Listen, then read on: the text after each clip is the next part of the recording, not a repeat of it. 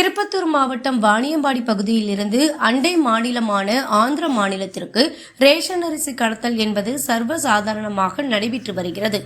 வாணியம்பாடி நகர பகுதிகளான முஸ்லிம்பூர், பஸ்ராபாத், கரிமாபாத், அம்பூர்பேட்டை, பெரியபேட்டை, சென்னம்பேட்டை, ஆசிரியர் நகர் போன்ற பகுதிகளிலிருந்து சட்டவிரோதமாக சேகரிக்கப்படும் ரேஷன் அரிசிகளை தமிழ்நாடு எல்லையோர பகுதிகளில் இருப்பு வைக்க அரிசி கிடங்கு அமைப்பு சேகரித்து வைத்துள்ள ரேஷன் அரிசிகளை டாடா ஸ்மோ, குவாலிஸ், பிக்கப் போன்ற வாகனங்களில் ஆந்திர மாநிலம் சாந்திபுரம் பகுதியில் உள்ள மொத்த வியாபாரிக்கு கடத்தப்பட்டு வருகிறது.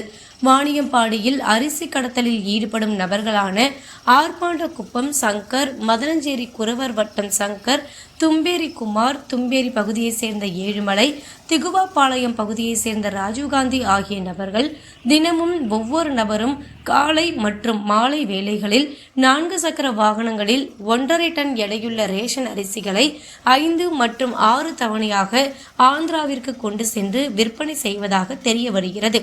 மேற்கூறிய நபர்கள் அனைவருக்கும் 4 சக்கர வாகனம் சொந்தமாக வைத்துக்கொண்டு அவற்றை அரிசி கடைகளுக்கு மட்டுமே பயன்படுத்துவதாகவும் தெரிய வருகிறது. ஒரு நாளைக்கு 50 முதல் 60 டன் அரிசி ஆந்திராவிற்கு கடத்தப்படுவதாக நம்பத்தகுந்த வட்டாரங்கள் தெரிவிக்கின்றன. மேலும் அண்ணாநகர் பகுதியில் அம்பலூர் காவல் நிலைய சோதனை சாவடியும், வெள்ளதிகமணி பெண்டா பகுதியில் வாணியம்பாடி கிராமிய காவல் நிலைய சோதனை சாவடியும் அமைக்கப்பட்டுள்ளது. இந்த சோதனை சாவடிகளை கடந்து செல்ல ஒரு வாகனத்திற்கு 200, திரும்பி வரும்போது ஒரு வாகனத்திற்கு 200 என, ஒரு வாகனத்திற்கு 400 ரூபாய் என சோதனை சாவடி சுங்க சாவடியாக மாற்றப்பட்டு காவலர்களால் வசூலிக்கப்படுவதாக நம்பத்தகுந்த வட்டாரங்கள் தெரிவிக்கின்றன.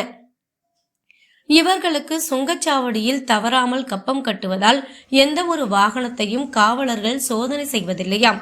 மேலும் ஆந்திராவில் ரேஷன் அரிசியை கொடுத்துவிட்டு அங்கிருந்து தமிழக அரசால் தடை செய்யப்பட்ட பான் மசாலா மற்றும் குட்கா போன்ற பொருட்களை தமிழகத்திற்குள் கொண்டு வந்து தமிழக எல்லையோரம் உள்ள கடைகளில் விற்பனை செய்யப்படுவதாக தகவல்கள் தெரிய வருகிறது.